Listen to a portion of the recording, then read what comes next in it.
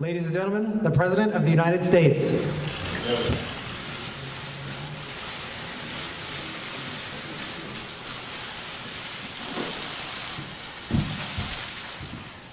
Please have a seat. Good afternoon, everybody. Yesterday was a historic day. The comprehensive long-term deal that we achieved with our allies and partners to prevent Iran from obtaining a nuclear weapon represents a powerful display of American leadership and diplomacy. It shows what we can accomplish when we lead from a position of strength and a position of principle, when we unite the international community around a shared vision and we resolve to solve problems peacefully. As I said yesterday, it's important for the American people and Congress to get a full opportunity to review this deal. That process is now underway.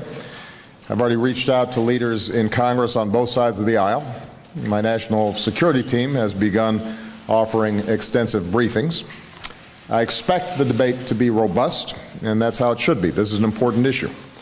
Our national security policies are stronger and more effective when they are subject to the scrutiny and transparency that democracy demands. And as I said yesterday, the details of this deal matter very much.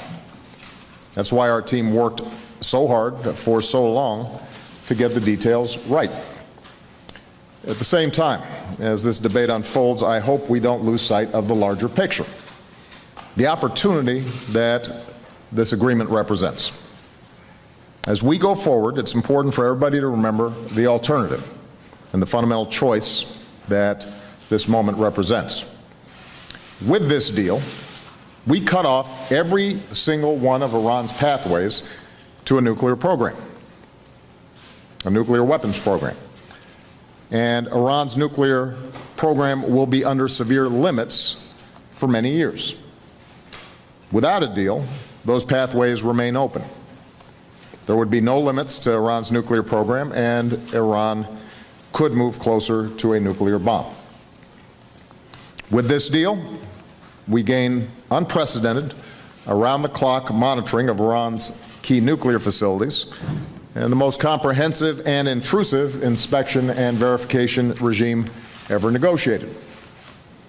Without a deal, those inspections go away, and we lose the ability to closely monitor Iran's program and detect any covert nuclear weapons program.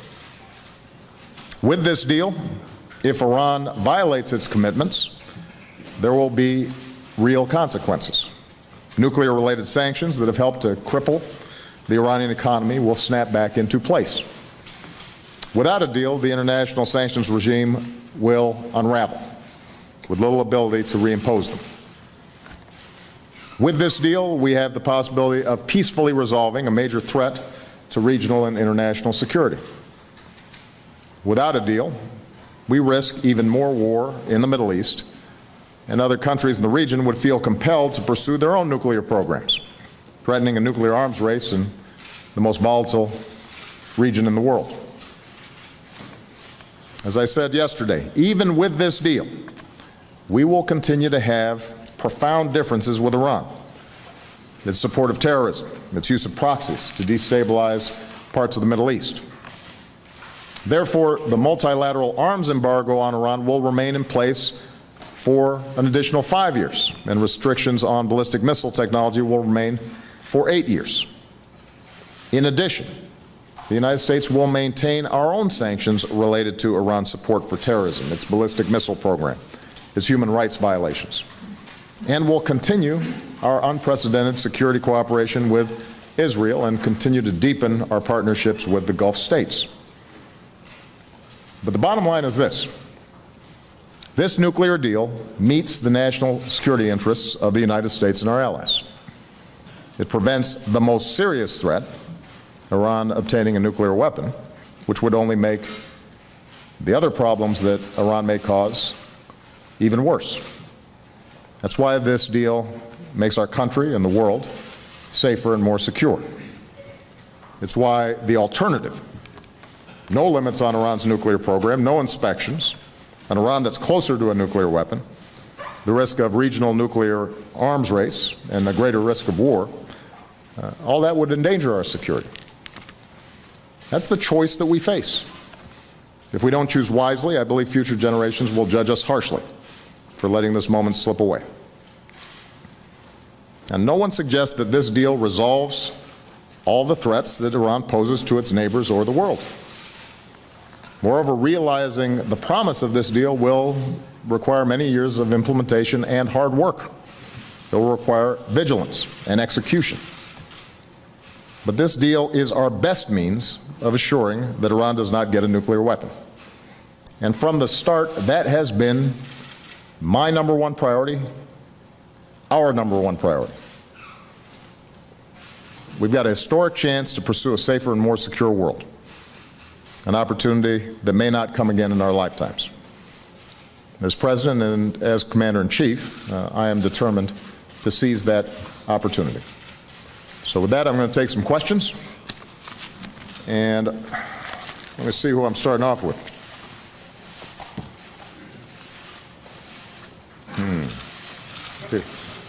Here you go. I got it. Andrew Beatty, AFP. Thank you, Mr. President. Yesterday, you said the deal offered a chance at a new direction in relations with Iran. What steps will you take to enable a more moderate Iran? And does this deal allow you to more forcefully counter Iran's destabilizing actions in the region, quite aside from the nuclear question? Thank you.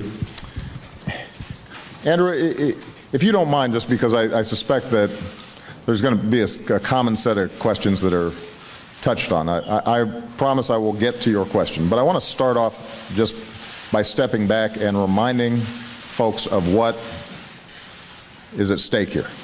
And I already did in my opening statement, but I just want to reiterate it because I've heard already some of the objections to the deal. The starting premise of our strategy with respect to Iran has been that it would be a grave threat to the United States and to our allies if they obtained a nuclear weapon. And so everything that we've done over the last 6.5 years has been designed to make sure that we address that number one priority. That's what the sanctions regime was all about. That's how we were able to mobilize the international community, including some folks that we are not particularly close to abide by these sanctions. That's how these crippling sanctions came about, was because we were able to gain global consensus that Iran having a nuclear weapon would be a problem for everybody. That's the reason that Iran's accounts got frozen and they were not able to get money for the oil sales that they've made. That's the reason that they had problems operating with respect to international commerce, because we built that international consensus around this very specific, narrow but profound issue: the possibility of Iran getting a nuclear weapon. And by the way, that was not simply my priority. If you look back at all the debates that have taken place over the last 5-6 years, this has been a Democratic priority, this has been a Republican priority, this has been Prime Minister Netanyahu's priority. It's been our Gulf allies' priority, is making sure Iran does not get a nuclear weapon.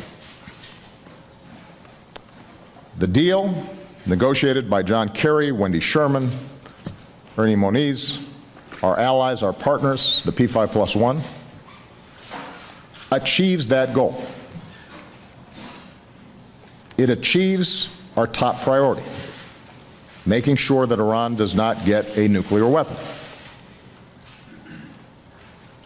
But we have always recognized that even if Iran doesn't get a nuclear weapon, Iran still poses challenges to our interests and our values, both in the region and around the world. So, when this deal gets implemented, we know that we will have dismantled the immediate concerns around Iran's nuclear program. We will have brought their stockpiles down to 98%. We will have significantly reduced the number of centrifuges that they operate. We will have installed an unprecedented inspections regime, and that will remain in place not just for 10 years, but, for example, on the stockpiles, will continue to 15 years. Iran will have pledged to the international community that it will not develop a nuclear weapon, and now will be subject to an additional protocol, a more vigorous inspection and monitoring regime that lasts in perpetuity. We will have disabled a facility like Iraq, the Iraq facility, from allowing Iran to develop plutonium that could be used for a bomb. We will have greatly reduced the stockpile of uranium that's enriched, and we will have put in place inspections along the entire supply chain so that if uranium was diverted into a covert program, we would catch it. So I can say with confidence, but more importantly, nuclear experts can say with confidence, that Iran will not be in a position to develop a nuclear bomb. We will have met our #1 priority. Now, we'll still have problems with Iran's sponsorship of terrorism. Its funding of proxies like Hezbollah that threaten Israel and threaten the region. The destabilizing activities that they're engaging in, including in places like Yemen. And my hope is that, building on this deal, we can continue to have conversations with Iran that incentivize them to behave differently in the region, to be less aggressive, less hostile, more cooperative, to operate the way we expect nations in the international community to behave. But we're not counting on it. So this deal is not contingent on Iran changing its behavior. It's not contingent on Iran suddenly operating like a liberal democracy. It solves one particular problem, which is making sure they don't have a bomb. And the point I've repeatedly made, and is, I believe, hard to dispute, is that it'll be a lot easier for us to check Iran's nefarious activities, to push back against the other areas where they operate contrary to our interests or our allies' interests, if they don't have a bomb. And so will they change their behavior? Will we seek to gain more cooperation from them in resolving issues like Syria or what's happening in Iraq to stop encouraging Houthis in Yemen? We'll continue to engage with them, although keep in mind that unlike the Cuba situation, we're not normalizing diplomatic relations here. So the contacts will continue to be limited. But will we try to encourage them to take a more constructive path? Of course. But we're not betting on it. And in fact, having resolved the nuclear issue, we will be in a stronger position to work with Israel, work with the Gulf countries, work with our other partners, work with the Europeans, to bring additional pressure to bear on Iran around those issues that remain of concern.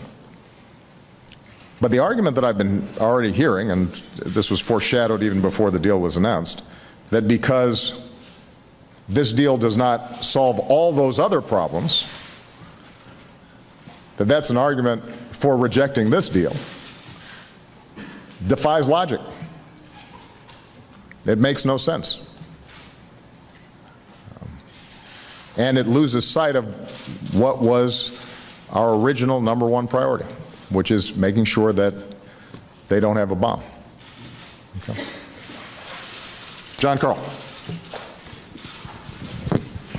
Mr. President, does it give you any pause to see this deal praised by Syrian dictator Assad as a great victory for Iran, or praised by those in Tehran who still shout death to America, and yet our closest ally in the Middle East calls it a mistake of historic proportions. And here in Congress, it looks like a large majority will vote to reject this deal. I know you can veto that rejection, but do you have any concerns about seeing a majority of the people's representatives in Congress saying that this is a bad deal? And if I can just ask you a quick political question, a very quick John, one. I think, Donald, let me answer the question that you asked. It does not give me pause that Mr. Assad or others in Tehran may be trying to spin the deal in a way that they think is favorable to what their constituencies want to hear. That's what politicians do. And that's been the case throughout. I mean, you'll recall that during the course of these negotiations over the last couple of months, every time the supreme leader or somebody tweeted something out, for some reason we all bought into the notion, well, the Obama administration must be giving this or capitulating to that. Well, now we have a document, so you can see what the deal is. We don't have to speculate. We don't have to engage in spin. You can just read what it says and what is required. And nobody has disputed that as a consequence of this agreement, Iran has to drastically reduce its stockpiles of uranium, is cut off from plutonium. The Fordow facility that is underground is converted, that we have an unprecedented inspections regime, that we have snapback provisions if they cheat. You know, the facts are the facts. I'm not concerned about what others say about it. Now, with respect to Congress, my hope, I won't prejudge this, my hope is that everyone in Congress also evaluates this agreement based on the facts, not on politics, not on posturing, not on the fact that this is a deal I bring to Congress as opposed to a Republican president, not based on lobbying, but based on what's in the national interest of the United States of America. And I think that if Congress does that, then in fact, based on the facts, the majority of Congress should approve of this deal. But we live in Washington, and politics do intrude. And as I said in an interview yesterday, I am not betting on the Republican Party rallying behind this agreement. I do expect the debate to be based on facts and not speculation or misinformation. And that I welcome. In part because, look, there are legitimate, real concerns here. We've already talked about it. We have huge differences with Iran. Israel has legitimate concerns about its security relative to Iran. I mean, you have a large country with a significant military that has proclaimed that Israel shouldn't exist, that has denied the Holocaust, that has financed Hezbollah, and as a consequence, there are missiles that are pointed towards Tel Aviv. And so I think there are very good reasons why Israelis are nervous about Iran's position in the world generally. And I've said this to Prime Minister Netanyahu. I've said it directly to the Israeli people. But what I've also said is that all those threats are compounded if Iran gets a nuclear weapon.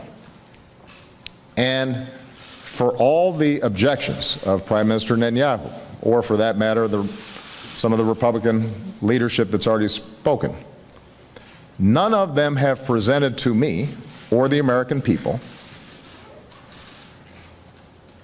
a better alternative. I'm hearing a lot of talking points being repeated about this is a bad deal. This is a historically bad deal. This will threaten Israel and threaten the world and threaten the United States. I mean, there's been a lot of that. What I haven't heard is, what is your preferred alternative?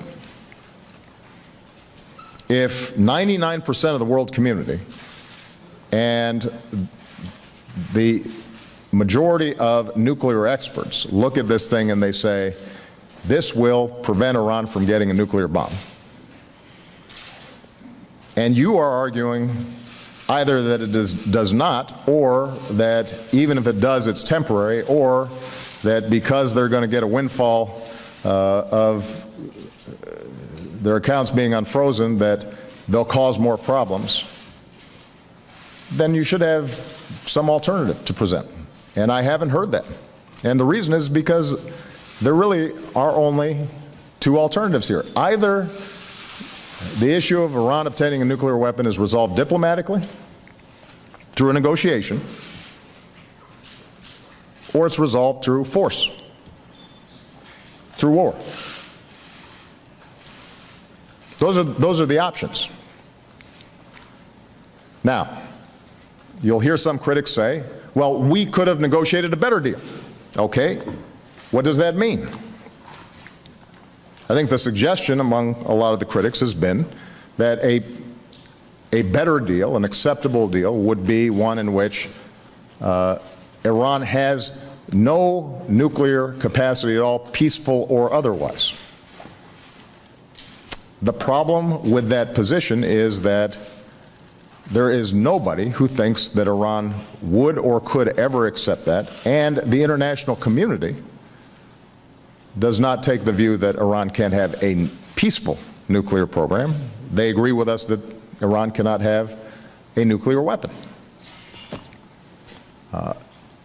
And so we don't have diplomatic leverage to eliminate every vestige of a peaceful nuclear program in Iran.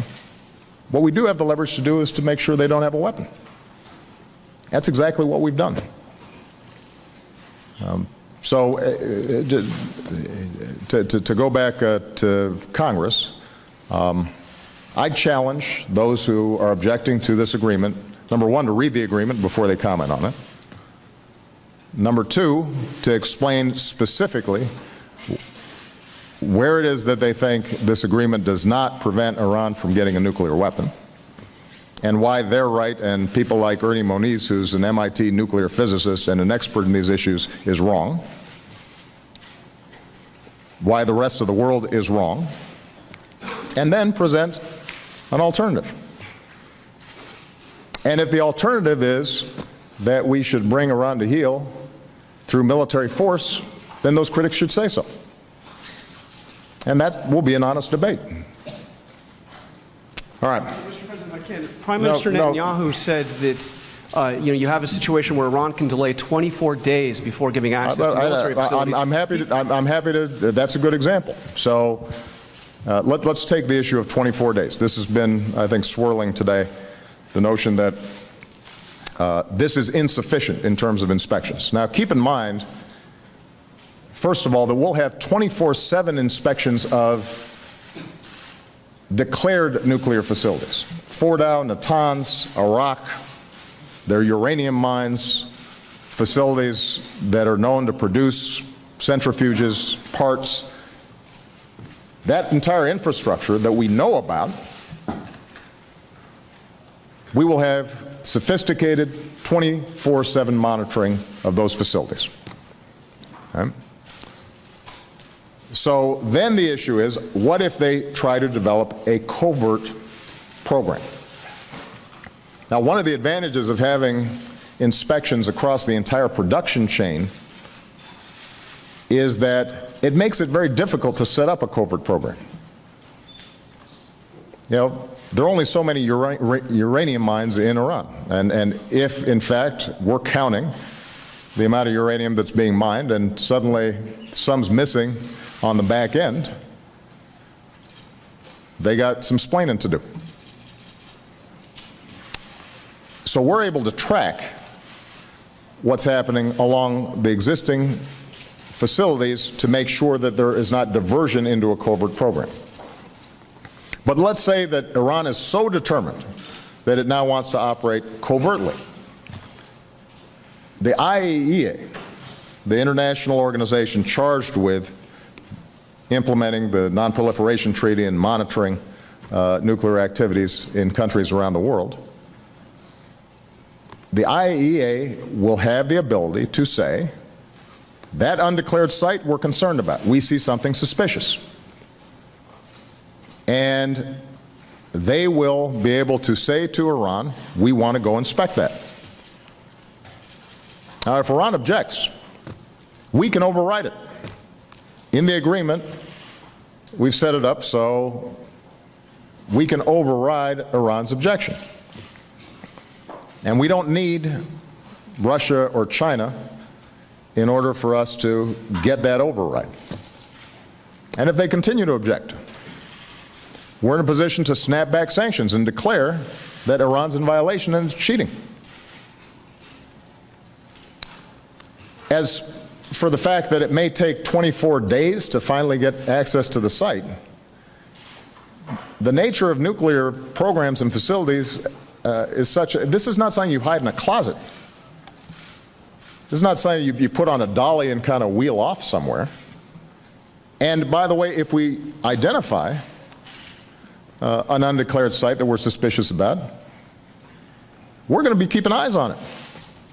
So we're going to be monitoring what the activity is, and that's going to be something that will be evidence if we think that some funny business was going on there, that we can then present to the international community. So we'll be monitoring that entire time. And, by the way, if there is nuclear material on that site, you know, your high school physics will remind us that that leaves a trace. And so we'll know that, in fact, there was a violation of the agreement. So the point is, Jonathan, that this is the most vigorous inspection and verification regime by far that has ever been negotiated. Is it possible that Iran decides to try to cheat despite having this entire inspection and verification mechanism? It's possible.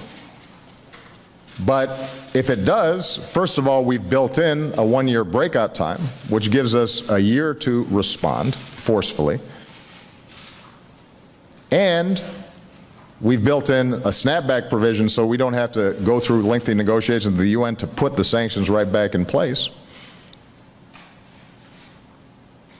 And so really the only argument you can make against the verification and inspection mechanism that we've put forward is that Iran is so intent on obtaining a nuclear weapon that no inspection regime and no verification mechanism would be sufficient, because they'd find some way to get around it because they're untrustworthy. And if that's your view, then we go back to the choice that you have to make earlier. That means, presumably, that you can't negotiate.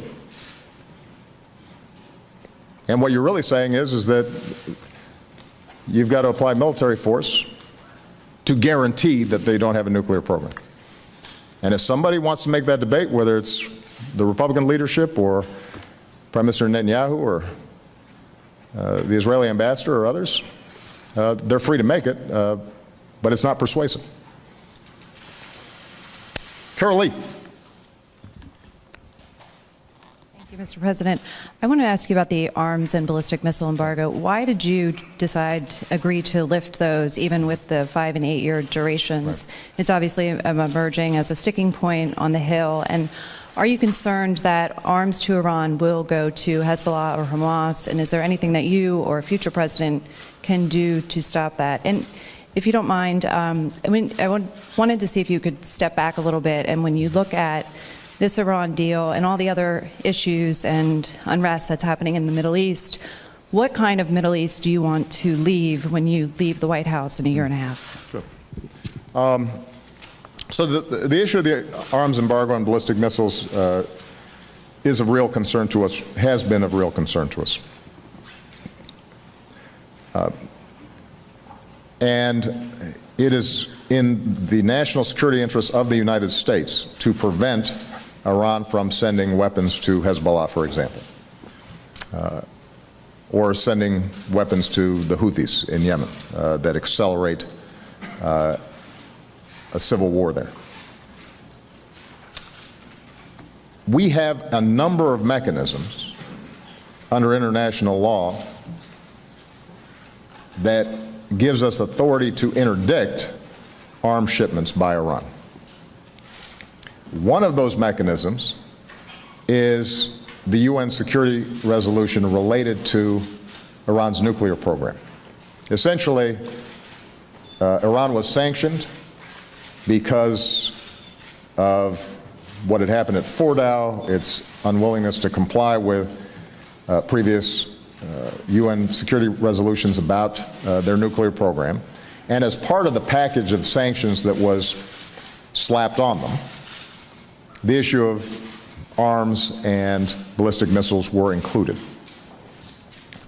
Now, under the terms of the original UN resolution, the fact is that once an agreement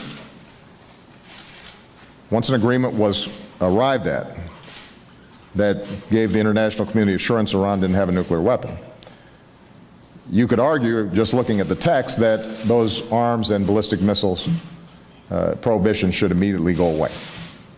But what I said to our negotiators was, given that Iran has breached trust and the uncertainty of our allies in the region about Iran's activities, let's press for a longer extension of the arms embargo and the ballistic missile prohibitions. And we got that. We got 5 years in which, under this new agreement, arms coming in and out of Iran are prohibited, and we got 8 years with respect to ballistic missiles. But part of the reason why we were willing to extend it only for 5, let's say, as opposed to a longer period of time, is because we have other UN resolutions that prohibit arms sales by Iran to organizations like Hezbollah. We have other UN resolutions and multilateral agreements that give us authority to interdict arms shipments from Iran throughout the region. And so we've had belts and suspenders and buttons, a whole bunch of different legal authorities. These legal authorities under the nuclear program may lapse after 5 or 8 years, but we'll still be in possession of other legal authorities that allow us to interdict those arms. And truthfully, these prohibitions are not self-enforcing. It's not like the UN has the capacity to police what Iran is doing. What it does is it gives us authority under international law to prevent arms shipments from happening in concert with our allies and our partners. And the real problem, if you look at how, for example, Hezbollah got a lot of missiles that are a grave threat to Israel and many of our friends in the region, it's not because they were legal. It's not because somehow that was authorized under international law. It was because there was insufficient intelligence or capacity to stop those shipments. So the bottom line is, Carol, I share the concerns of Israel, Saudis, Gulf partners about Iran shipping arms and causing conflict and chaos in the region. And that's why I've said to them, let's double down and partner much more effectively to improve our intelligence capacity and our interdiction capacity so that fewer of those arms shipments are getting through the net. but the legal authorities will still possess. And obviously, we've got our own unilateral prohibitions and sanctions in place around non-nuclear issues like support for Hezbollah, and those remain in place. Now, in terms of the larger issues of the Middle East, obviously that's a longer discussion. I think my key goal when I turn over the keys to the president, the next president, is that we are on track to defeat ISIL, that they are much more contained and we're moving in the right direction there, that we have jump-started a process to resolve the civil war in Syria, which is like an open sore in the region, and is giving refuge to terrorist organizations who are taking advantage of that chaos, to make sure that in Iraq, not only have we pushed back ISIL, but we've also created an environment in which Sunni, Shia, and Kurd are starting to operate and function more effectively together. And to be in a conversation with all our partners in the region about how we have strengthened our security partnerships so that they feel they can address any potential threats that may come, including threats from Iran. And that includes providing additional security assurances and cooperation to Israel, building on the unprecedented cooperation that we have already put in place and support that we've already put in place. It includes the work that we've done with the GCC up at Camp David, making sure that we execute that. If we've done those things, then the problems of the Middle East will not be solved. And ultimately, it's not the job of the President of the United States to solve every problem in the Middle East. The people of the Middle East are going to have to solve some of these problems themselves. But I think we can provide that next president at least a foundation for continued progress in these various areas. The last thing I would say, and this is a longer-term issue, is we have to address the youth in the region with jobs and opportunity and a better vision for the future, so that they are not tempted by the nihilistic, violent,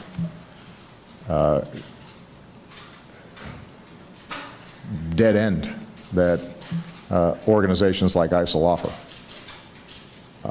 Again, we can't do that entirely by ourselves, but we can partner with well-intentioned organizations, states, NGOs,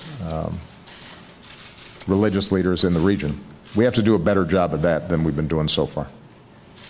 Okay. All right. Michael Crowley.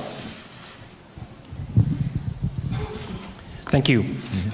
You alluded earlier to Iran's role in Syria. Just to focus on that for a moment. Yeah. Many analysts and some former members of your administration believe that the kind of negotiated political settlement that you say is necessary in Syria will require working directly with Iran and giving Iran an important role.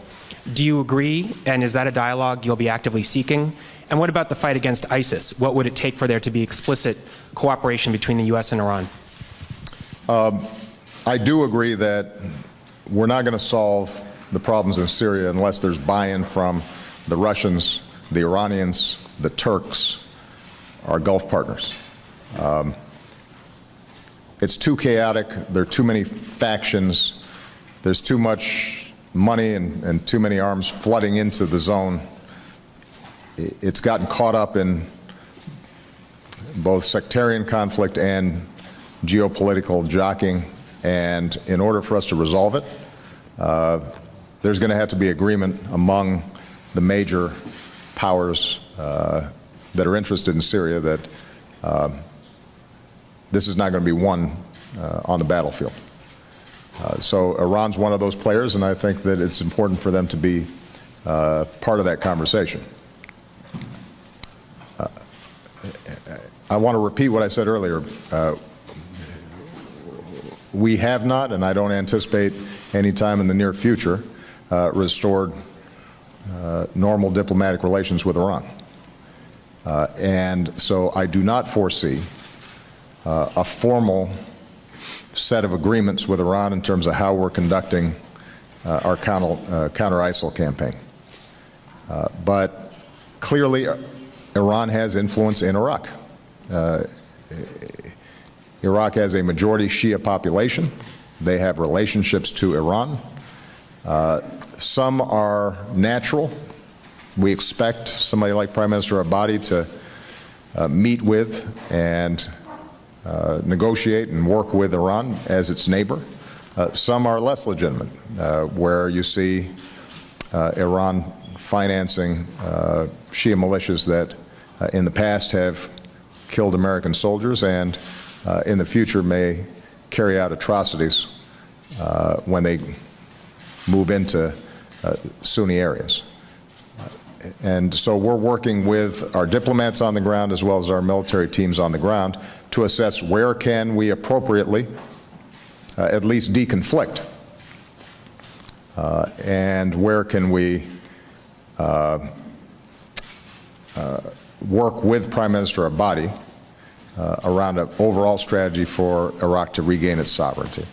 And where do we tell Abadi, you know what Iran's doing there is a problem. And we can't cooperate in that area, for example, unless you get those folks out of there, because we're not going to have our troops, even in an advisory or training role, looking over their shoulders because they're not sure what might happen to them.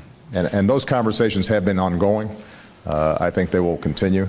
The one thing you can count on is that any work that the U.S. government does or the U.S. military does in Iraq with other partners on the ground is premised on the idea that they are reporting to under the chain of command of the Iraqi government and Iraqi security forces.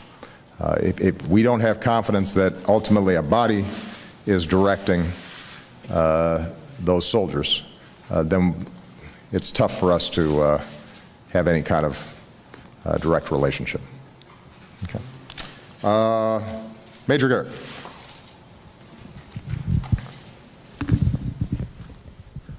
Thank you, Mr. President. As you well know, there are 4 Americans in Iran, 3 held on trumped-up charges, according to your administration, 1 whereabouts unknown. Can you tell the country, sir, why you are content with all the fanfare around this deal to leave the conscience of this nation and the strength of this nation unaccounted for in relation to these 4 Americans? And last week, the chairman of the Joint Chiefs of Staff said under no circumstances should there be any relief for Iran in terms of ballistic missiles or conventional weapons. It is perceived that that was a last-minute capitulation in these negotiations. Many in the Pentagon feel you've left the chairman of the Joint Chiefs of Staff hung out to dry. Could you comment? I got to give you credit, Major, for how you craft those questions. For the notion that I'm content as I celebrate with American citizens languishing in Iranian jails,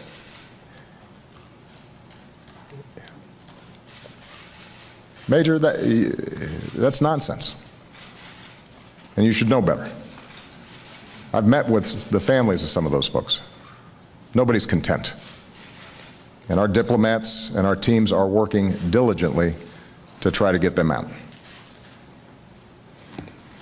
Now, if the question is why we did not tie the negotiations to their release, think about the logic that that creates. Suddenly Iran realizes, you know what, maybe we can get additional concessions out of the Americans by holding these individuals. Makes it much more difficult for us to walk away if Iran somehow thinks that a nuclear deal is dependent in some fashion on the nuclear deal. And by the way, if we had walked away from the nuclear deal, we'd still be pushing them just as hard to get these folks out. That's why those issues are not connected, but we are working every single day to try to get them out and won't stop until they're out and rejoined with their families. with respect to the chairman's testimony, to some degree I already answered this with Carol.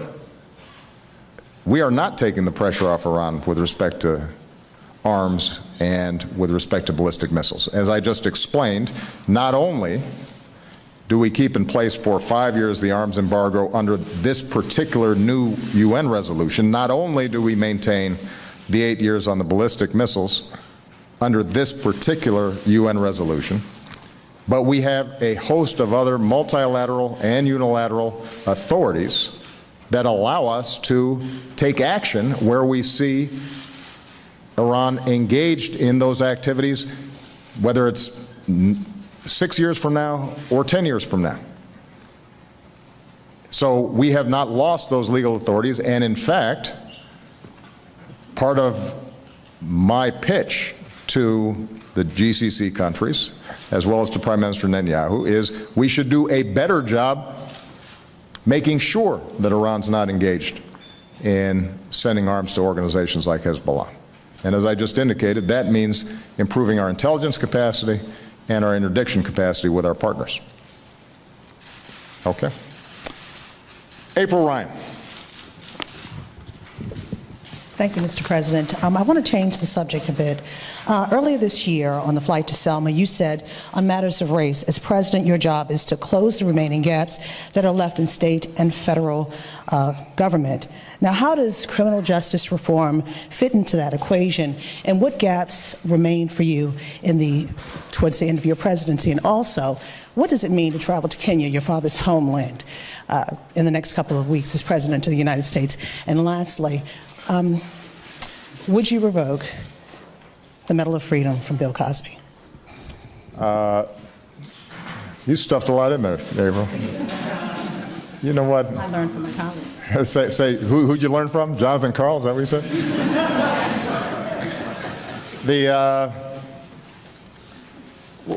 On criminal justice reform, obviously I gave a lengthy speech yesterday, but this is something that I've been thinking about a lot.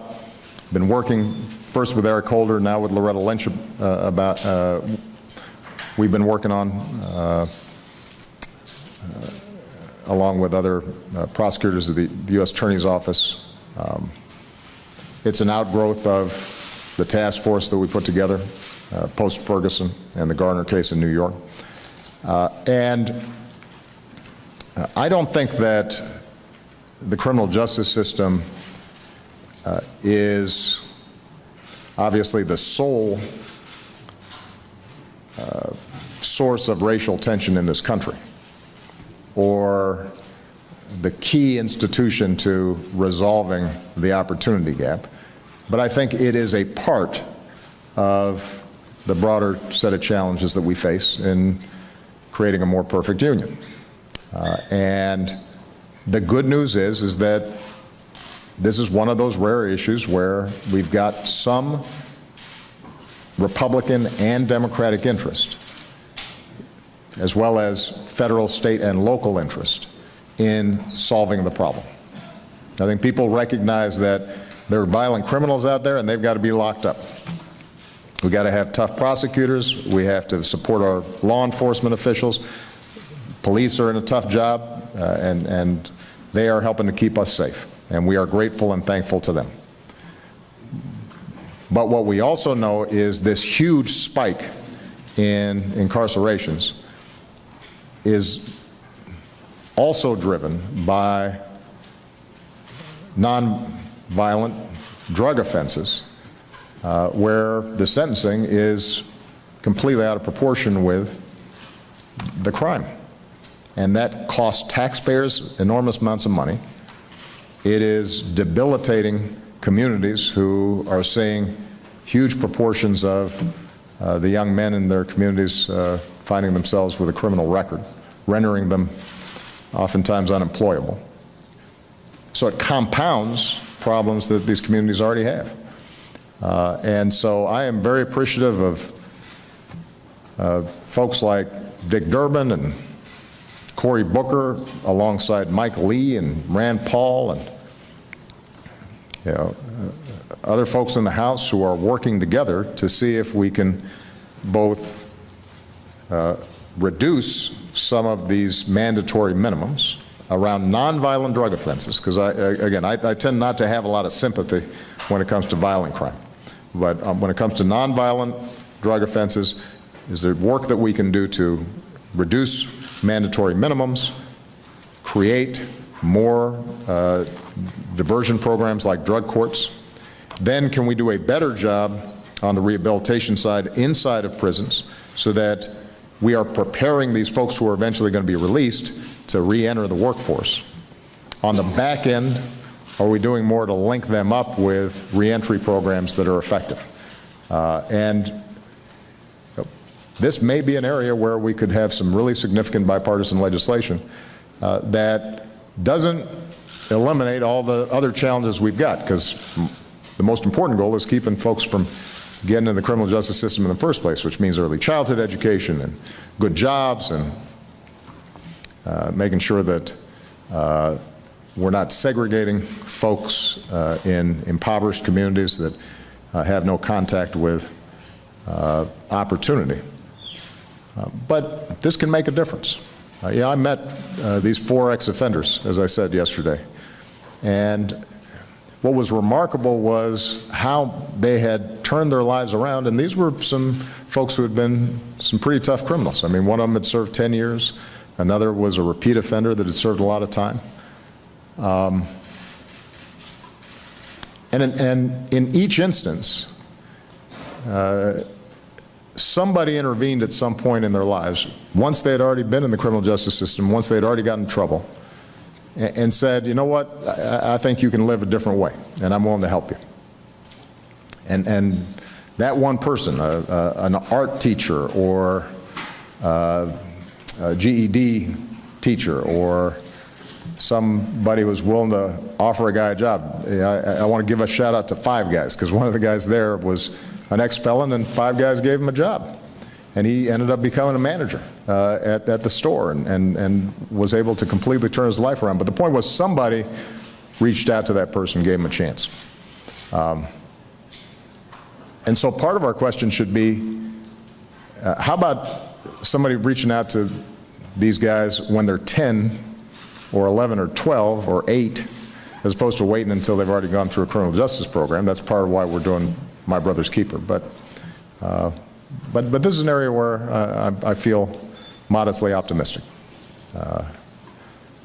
I think in the meantime, we got to stay on top of keeping the crime rate down, because part of the reason I think there's a conversation taking place is violent crime has significantly dropped. Last year, we saw both incarcerations and the crime rate drop. And you know, this can always turn if we start seeing renewed problems in terms of violent crime. And there's parts of the country where violent crime is still a real problem, including my hometown of Chicago and in Baltimore. And you know, part of what I've asked Attorney General Lynch to do is to figure out how can we refocus attention.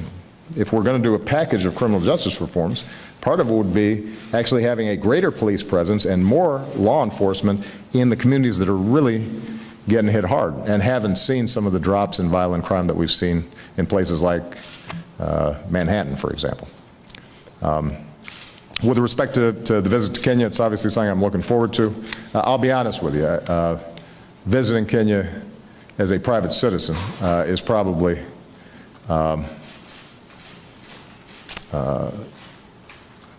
more meaningful to me than visiting as president, because I can actually get outside of a hotel room or a conference center.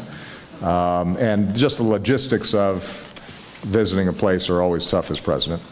But it's obviously symbolically important. And my hope is that we can deliver a message that the U.S. is a strong partner, not just for Kenya, but for sub-Saharan Africa generally, build on the progress that's been made around issues of health and education, focus on counterterrorism issues that are important in East Africa because of al-Shabaab and some of the tragedies that have happened inside of Kenya, and continue to encourage democracy and the reduction of corruption inside that country that sometimes has held back this incredibly gifted and blessed country. And with respect to the Medal of Freedom, there's no precedent for revoking a medal. We don't have that mechanism. And as you know, I tend to make it a policy not to comment on the specifics of cases where there might still be, if not criminal, then civil issues involved. I'll say this. If you give a woman, or a man for that matter, without his or her knowledge, a drug, and then have sex with that person without consent, that's rape.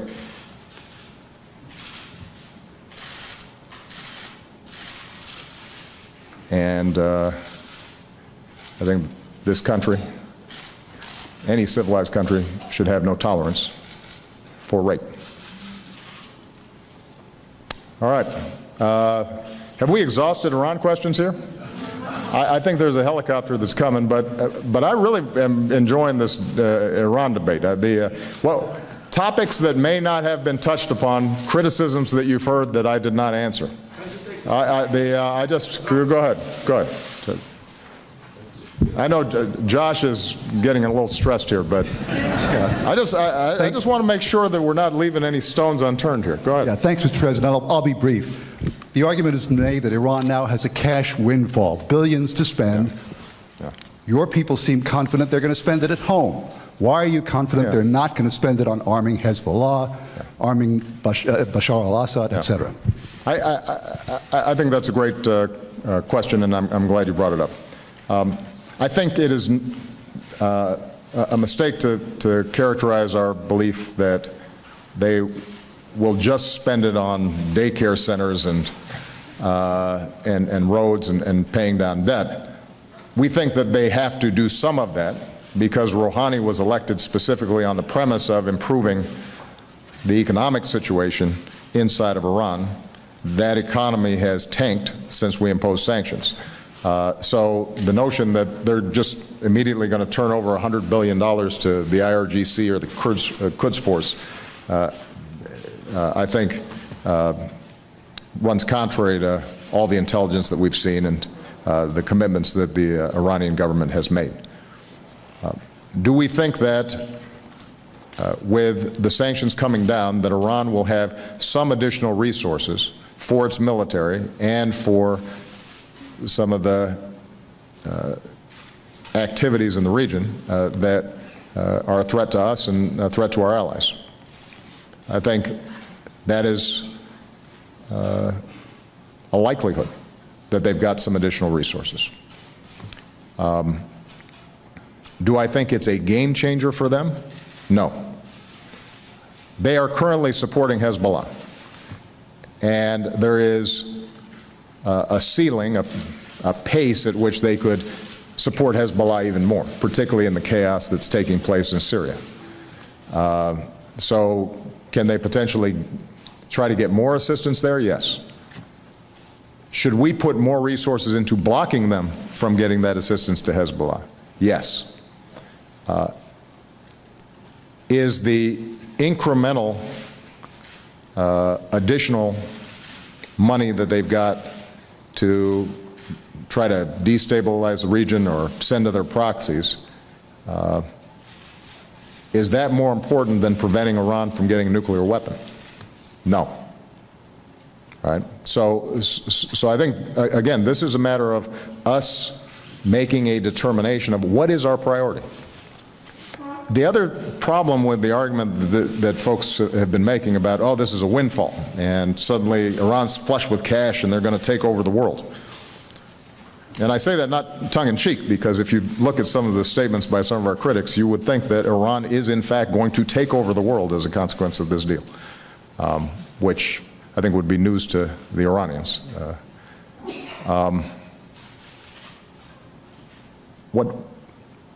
That argument is also premised on the notion that if there is no deal, if Congress votes down this deal, that we're able to keep sanctions in place.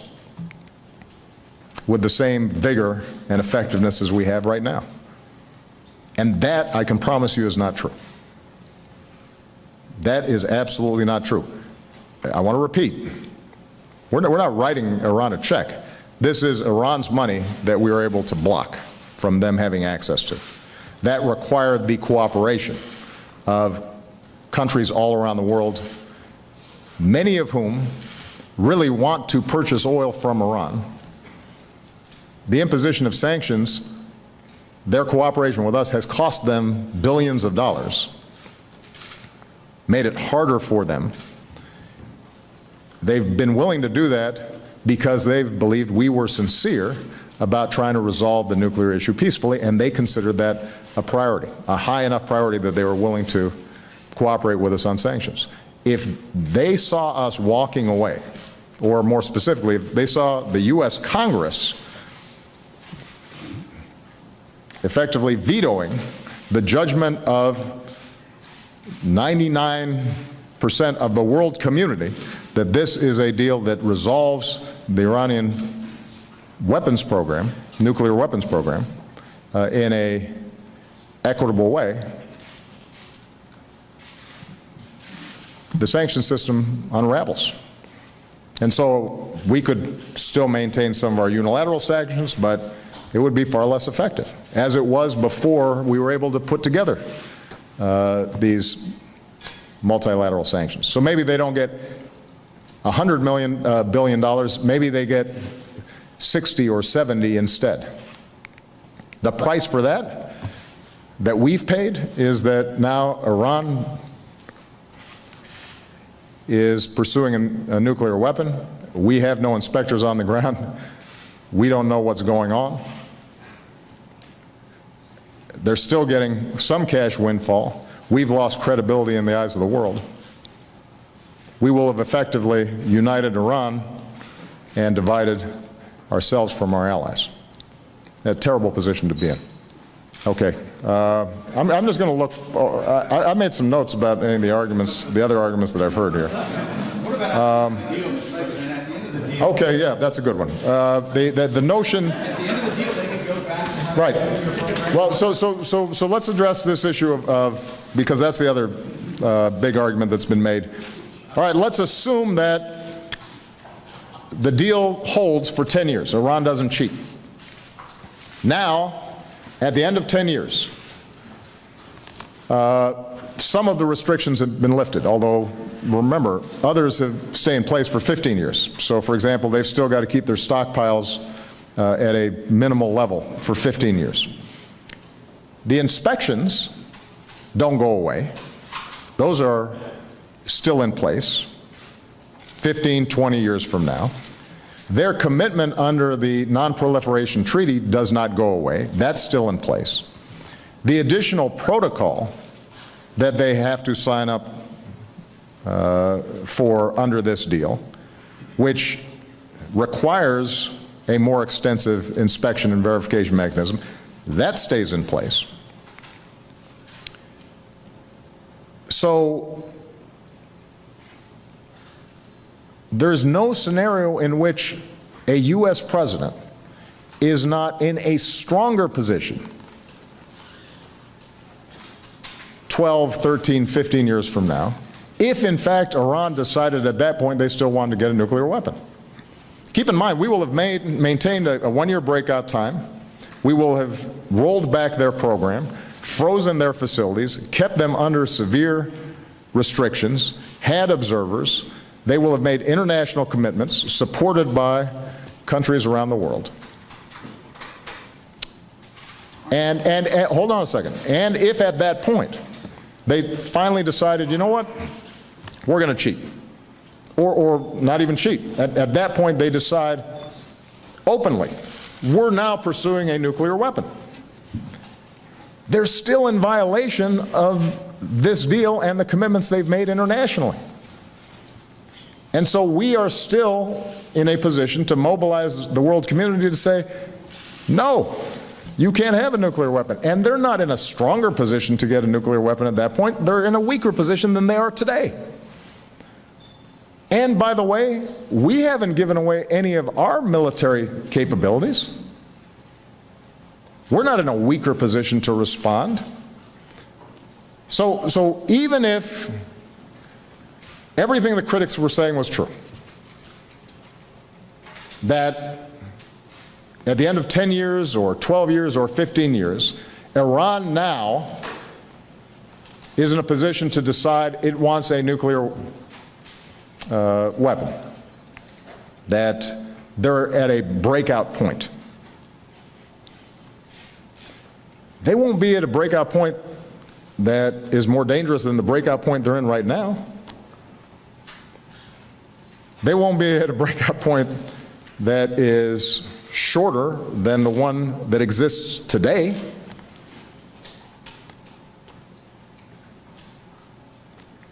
And so why wouldn't we at least make sure that for the next 10, 15 years they are not getting a nuclear weapon and we can verify it? And afterwards, if they decide, if they've changed their mind, we are then much more knowledgeable about what their capabilities are, much more knowledgeable about what their program is, and still in a position to take whatever actions we would take today. So none of this is holding out hope that they'll change their behavior? No. Be different 10, No. Look, I'm always hopeful that behavior may change for the sake of the Iranian people as well as people in the region. There are young people there who are not getting the opportunities they deserve because of conflict, because of sectarianism, because of poor governance, because of repression, because of terrorism. And I remain eternally hopeful that we can do something about that, and it should be part of U.S. foreign policy to do something about that. But I'm not banking on that to say that this deal is the right thing to do. Again, it is incumbent on the critics of this deal to explain how an American president is in a worse position 12, 13, 14, 15 years from now, if in fact at that point Iran says we're going to pull out of the NPT, kick out inspectors, and go for a nuclear bomb. If that happens, that president will be in a better position than would happen if Iran, as a consequence of Congress rejecting this deal, decides, that's it, we're done negotiating, we're going after a bomb right now. The choices would be tougher today than they would be for that president 15 years from now. And I have not yet heard logic that refutes that. All right, I really have to go now. I think we've hit the big themes, but I promise you I will address this again. All right, I suspect this is not the last that we've heard of this debate.